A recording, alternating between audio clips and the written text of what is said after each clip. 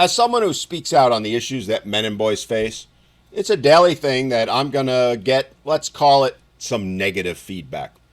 Yes, from a few men here and there, but 99.99% of it comes from the ladies. Ladies who don't like having their hypocrisy, their double standards, their hatred towards men exposed.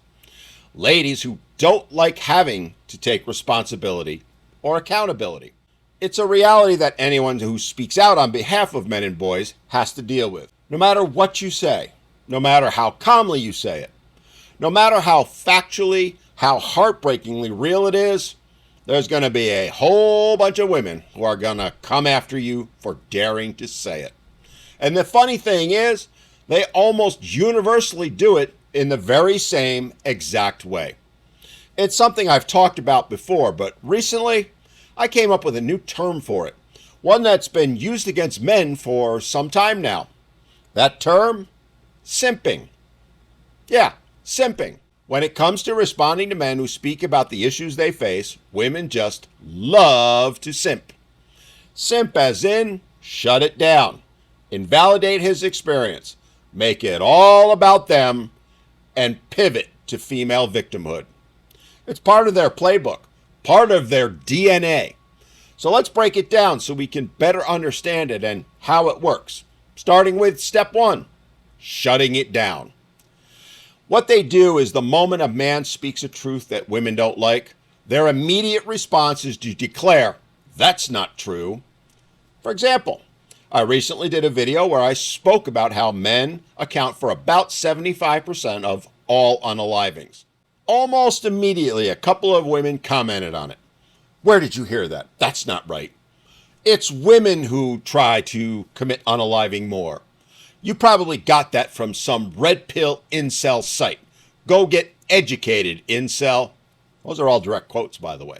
Now, of course, the actual fact comes from the government, but you see, to them, that's irrelevant. Could be the CDC, the Surgeon General, hell, the Lord himself. She's going to care. If it triggers her, if it makes her or women look bad or men vulnerable, she's going to deny, and then do everything she can to shut it down. And if that doesn't work, she's going to quickly move on to step two, which is to then invalidate his experience. And again, I'll use a recent example on a video where I posted something where I talked about how family court is stacked against fathers and gave some stats to prove it. Well, the women didn't like that, and one of them couldn't deal with it and chose to comment that fathers don't actually want custody, which is why they don't even try for it. And maybe if they were better dads, they would try more and actually get it. Look, it's something we've all heard time and time again. And yet, the reality is fathers are spending billions, literally billions of dollars every year fighting in family court just to try and remain a dad, knowing all too well how badly the deck is stacked against them. I mean, come on. We all know he could be Father of the Year. He could have taken care of those kids from birth while at the same time volunteering to feed the homeless and, just for fun, curing cancer in his spare time. And none of it would matter. His experience, according to these women, is wrong. All fathers' experiences are wrong. It's hers and only her experience that matters. And that's the bottom line, because their stone-cold hearts said so. And it doesn't even have to be an actual real-life experience. It could be something that she's created out of thin air, something she's concocted to make herself feel better and thus, in her mind, is now reality. Or it could be something other women have told her, even something so ludicrously far-fetched that even a Disney movie writer wouldn't put it in their next script. As long as it fits her feels, it's gospel, and anything men say to the contrary is just wrong. And thus, he as a person is wrong. Not just now, but with everything he thinks and says. And when that one doesn't work, it's on to step three, where they make it all about them. And again, I'll cite a recent example from my content, where I shared how men get ignored when they talk about depression, when they talk about their mental health issues. One woman's only response was to quickly fire back and say, well, we women have it hard too, you know. We get judged for everything, and it's so much harder for us than you men. She then went on a full rampage talking about their mental load and all the other crap that they claim they have to deal with.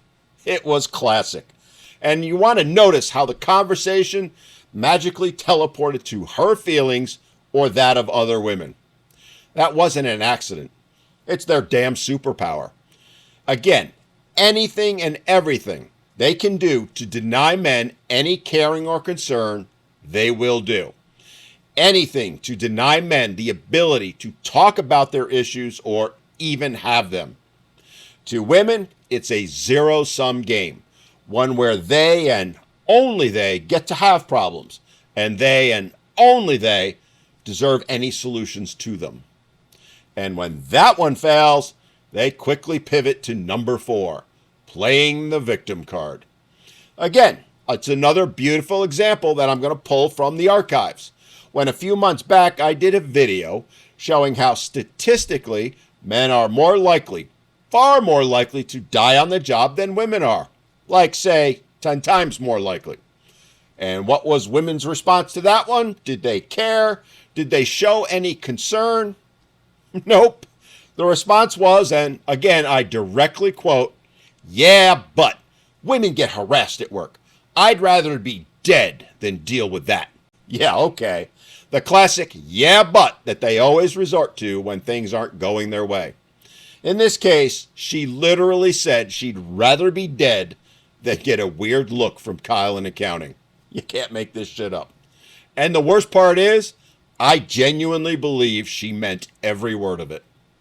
It is what it is, gentlemen, and you need to realize that. It's like clockwork with them. It's their playbook, a playbook they've been taught literally from the time they came out of the birth canal. A playbook so strict, so deep, even an NFL head coach would nod their head in appreciation. So next time you see it happen, next time you have it happen, either online or within a relationship, and trust me, it will, just remember, these women are just simply simping, shutting it down, invalidating it, making it all about themselves, and then pivoting to their female victimhood. Understand, men, that you can't argue with it. You can't reason with it.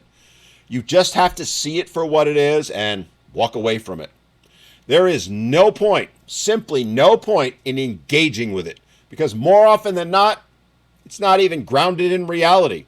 It's fiction. So all you can do is stay sharp and stop falling for it.